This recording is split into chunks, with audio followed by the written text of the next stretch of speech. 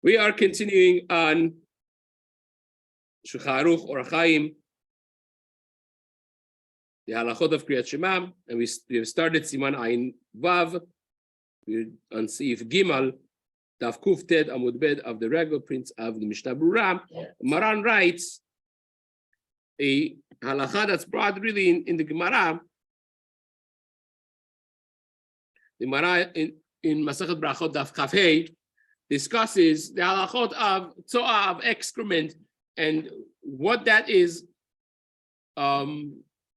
Basically, in the halachic aspects of it, what is it?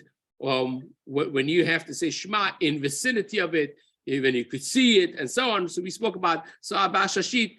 Now it says heviru tzoah lefanav asul likrot kenegda. If they are passing tzoah in front of you, someone is with a little baby is running, and he has a dirty diaper, right? Or someone has changed your wife has changed the diaper, and she's going to put it in the diaper pail, right? So now it's a tzoah that they're passing in front of you. Asur likrot kenegda, you cannot read in front of it. Upi hazir ketzoah overet dami. And if you are in a barn, you're going to a Chol HaMoed trip with your kids, and you want to say Divrei Torah, and there is an enclosure with pigs. Now all the pigs are shiny, they just brush them, right, and shine them, and so on and so forth. Pia Hazir, a pig is like a bathroom, basically, because they're so dirty always, with their nose, they sniff in the garbage and in the excrement and so on. So the halacha of a pig is like a tzoah overet, even if it's clean, right? Afilu olamina nahar, even if it's coming right now out of a bath, coming out of the river, was just washed off. The washing does not help. It's like a graf shel re'i, which is the old time bucket that they had for bathroom. Says the Shulchan Aruch, says the Mishna Berurah rather, it doesn't make a difference however it's moving. The tzoah doesn't make a difference if it's floating on the water, or someone is taking a diaper, or a baby is running with a dirty diaper. Makes no difference. Now Maran and Pri Chadash and Taz and many poskim, they do not differentiate between a stationary tzoah and a tzoah overet. It's the same thing.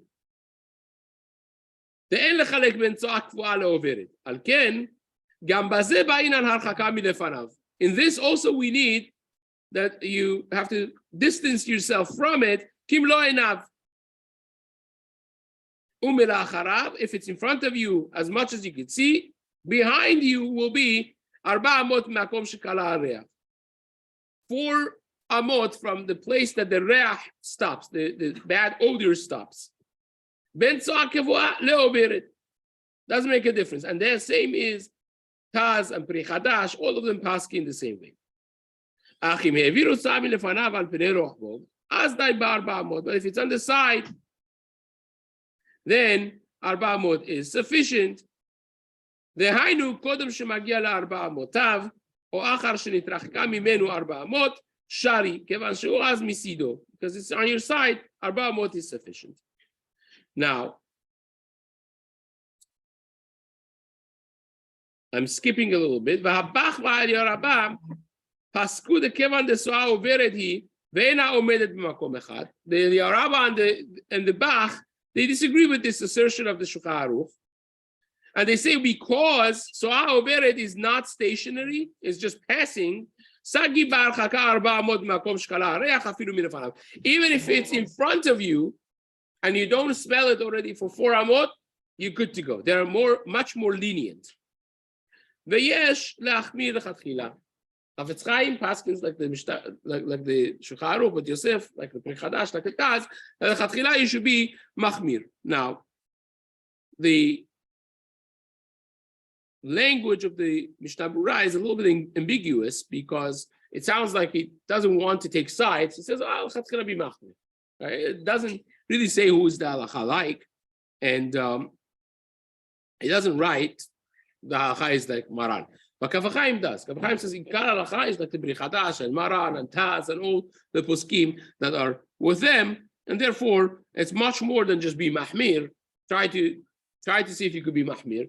It's like ikar halacha is like that. So therefore, you cannot say it if the tzua is in front of you passing by. Again, we mentioned before that in young families with kids or older families that are blessed to have the opportunity of taking care of their parents in their advanced age, sometimes these are questions that you have to really on daily basis you have to contend with. Or a woman or a man that's a nurse or a nurse practitioner, especially those who work in the facilities for older individuals, assisted living and so on and so forth, hospices, hospitals in the ICU and so on.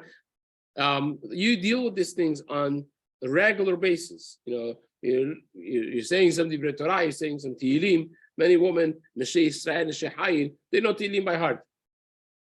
And in order not to waste time, as they're doing their things at the work, they're saying Tehillim. So you have to be mindful of these scenarios. So it says, the Mishna Berurah, the avek graph, this that the pig has a halacha of a graph shel rehi, ve'ima halom patuach v'chazir over, imutar likrot. Imagine you're inside the house. There's the window is open, and you see a hazir passing by behind the house. Says the Mishna Berurah, that's something that we're going to be discussing in later Simanim, Siman Ted, and basically hold off until we get to it. Maran writes in Seif Dalet, Haita so'a al besaro. If a person discovers that they have some so'a on their body still, it has not been wiped and cleaned well, or and again, we're talking about the case that the so'a is covered. It's not on your hand. There's some so'a that has not been cleaned, but it is covered with the clothing, with the garments. Or that you stick your hand into a beta kiseh from a window. And there's no bad odor, there's no bad smell from either of the cases. There are those who say you could say Shema, and there are those who say it's Asur. What's the halacha? Regularly, when you have Yesh Matirim V'Yesh Osrim in Maran, what would be the halacha? Rabotai? Yesh V'Yesh, halacha ki Yesh Batra. In the Klalei Psak of Maran Shulchan Aruch, whenever he says Stam V'Yesh, whenever he brings the halacha, says this is the halacha, and Yesh Omrim, there are those who say otherwise, halacha is like the first one, Stam. But if Maran words it differently, he says Yesh Omrim like this, there are those who say like this, and there are those who say like that. The second one is Ikar. Yesh, V'Yesh, halacha ki Yesh Batra. Halacha is like the second, the last Yesh Omrim. So over here would be Yesh Matirim. There are those who say is Mutar. V'Yesh Osrim. There are those who say is Asur. But he's not done yet. V'Yesh Omrim shelo itira matir betzoa al besaro ela b'makom she'i nichset me'elea. And within that machloket, those who are matir, those lenient tzak, there are those who say it's only when the tzoah who is on your flesh is covered automatically with your body itself. It's in a crevice somewhere that is covered with your body. When you stand up, it's covered.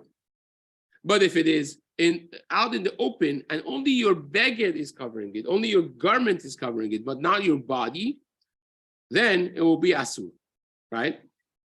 So it says the Shulchan Aruch, שהיא נכסית מאליה בלא מלבוש, כגון עשי לידיו, ונכון לעשות כדברי המחמיר. And therefore, Maran says, נכון לעשות כדברי המחמיר. It's fit to be mahmir like this, which now is very interesting, because Maran seems to say at the very end, the halacha, meikar adin, is like the mekelim, like the lenient opinion, but is nachon, is fit to be mahmir. Now the Rama adds, v'shichvat zera al besaro dino ketzoah, and a person that has shichvat zera on his body is like tzoah, same halacha. So therefore, he can't say Shema, even if it's dried. He can't say Shema until he washes it off, right? Now, let's begin to discuss this now. So it says, the Mishna Berurah, Shi'adav beturafot, when you say that you have the so'a on the body and it's covered with your begadim, If a person wiped himself in the bet kiseh and his hands are dirty, if there's no actual so'ah there, it just smells bad or whatnot. It's not really, nothing is sitting on his hands. It's just dichluch be'alma. Ve'halach recha. If the smell is no longer there, vehi aliado dumya de milmuleza, and it's just a little like sweat that could be covering a person's body after working out, and it dries out. That if that's the case, but there's no actual pieces of excrement on his body, then if it doesn't smell, you can read Kriyat Shema. Now, you'll ask yourself, like, just go wash your hands. That wasn't an option necessarily back in the day. If you were in a field working and you're not next to any source of water, so what do? Can I say Shema or not? Right? You're on a field trip, even nowadays. You ran out of your bottle of water, right? Sometimes you're on a hike somewhere. You have to know what the halakha is, right? You have to know what the halakha is. I once said this to somebody. He says, "Yeah, I had this she'ela once actually. He was at a hike in the middle of a thing, an early morning hike, and he's in the bathroom. He had to go to the bushes or whatever, and he said, but I forgot about all of my question because as I was thinking about the she'ela, I saw a grizzly bear that was coming towards me. I forgot all my shilas. It was nitzul, Baruch Hashem. It was a petrifying experience, but yeah, these things do happen, right? These questions do come up. Okay, so says the Mishna Berurah, ודווקא אחר משום דלא כסועד דמיא, אבל הוא גופה כל שידיו מלוכלכות מלמולי זיעה. A person that has מלמולי זיעה on himself, וחיכוך הראש, or when you scratch your head, we're not talking about a person that just took a shower. When the head is not covered, is not clean, and you have sweat and so on, and you scratch the scalp. Then you need to wash your hands. You need to do it before you do Kriyat Shema. And same is with touching any normally covered parts of the body which has sweat on it. Again, we're not talking about the case that you just took a shower in a few minutes ago. Well, this is something that we discussed in the very beginning of Shulchan Aruch, with which things are for ruach ra'ah, which things are just for dirtiness. The simple understanding of this is that is just for dirtiness. Says the Mishna Berurah, asur likrot kriyat shema utfilah ad she'itol yadav. You have to do it tfilat yadayim, or al kol panim im elo mayim minakei yadav. If you don't have water, at least clean your hands with rubbing it against your clothing, garment, something that cleans.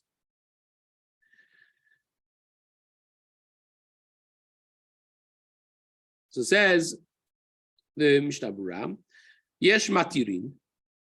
Remember, in the Shulchan Aruch, we had yesh matirin v'yesh osrin. Dichtiv, this shita of the matirin is based on the fact that the pasuk says in Tehillim, kol haneshama te'haleliyah hallelujah, dehainu hapeh v'hachotem b'chlal ha'ilul, aval lo sha'ar ivarim. As long as your nose and your mouth are clean, there's no smell, and your mouth is clean too, you could say Hilul, you say thanks to HaKadosh Baruch Hu. The rest of the Evarim, the rest of your body, even if they're not clean, you're fine. And the ones who are Machmir, they hold, because the Pasuk says, in a different Tehillim, this was in Tehillim Kufnun, by Ashrei, right? And the 5 hallelujahs afterwards are in order actually at the end of Tehillim. So this is for the very last Hallelujah, and this one is in Lamed Hey, in capital Lamed Hey in Tehillim. It says, "Kol asmotai tomarna Hashem mikamocha." All my bones scream to you, Hashem mikamocha. So therefore, ba'in hashiyu kulam nekim. We need that all of them should be nekim. All of them should be clean. Upashut refizeh hu adin im echad me'evarav hu betoch 4 amot. And according to this, even if one of your limbs, not your whole body, is within 4 amot of Tzoah, is also asur because it's kol asmotai. All my bones have to be fit for saying Shema. So if one of them is in the vicinity, close enough to the tzoah, your whole body cannot say Shema. If the tzoah is on your garments, but it's covered with another layer of garment, then according to everyone is mutar, so long as there's no smell, of course. You should be careful as much as possible. Right? You should always be clean, and as much as possible. Again, we have completely different standards of hygiene because we have a different lifestyle with availability of regular running water and wipes and whatnot, everything we have. And we don't realize that we are the poorest person now is richer than richest person 200 years ago. They didn't have running water and flushing and all these things that we have, right? Yeah, they didn't have any of those things. So, especially when it comes to the time of tefillah, kigon atzilei yadav. Let's just finish this. If you have a natural part of your body that's naturally covered, then the kisui beged works for tzoah. Now, kedivra machmir. This Tamaran says you should be mahmir. Nachon, it's fit to be mahmir. When push comes to shove, says Mishna Berurah, Maran will be mekel. You can rely on the lenient opinion that only your mouth and your nose need to be clean, not the other limbs of your body necessarily. And on that, the Kaf HaChaim explains that when the tzoah is on the flesh of a person, in a place that automatically will be covered,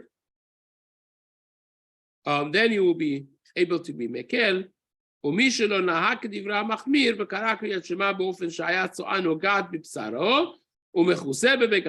If you have tzoah actually on the flesh, not in an automatically covered place, but it's covered with a beged on top of it, the Kaf HaChaim says you should go back and read Shema without brachot one more time. So this is again something important, right? Hence the importance of the Kaf HaChaim spends time saying a person has to use water to clean themselves and so on and so forth.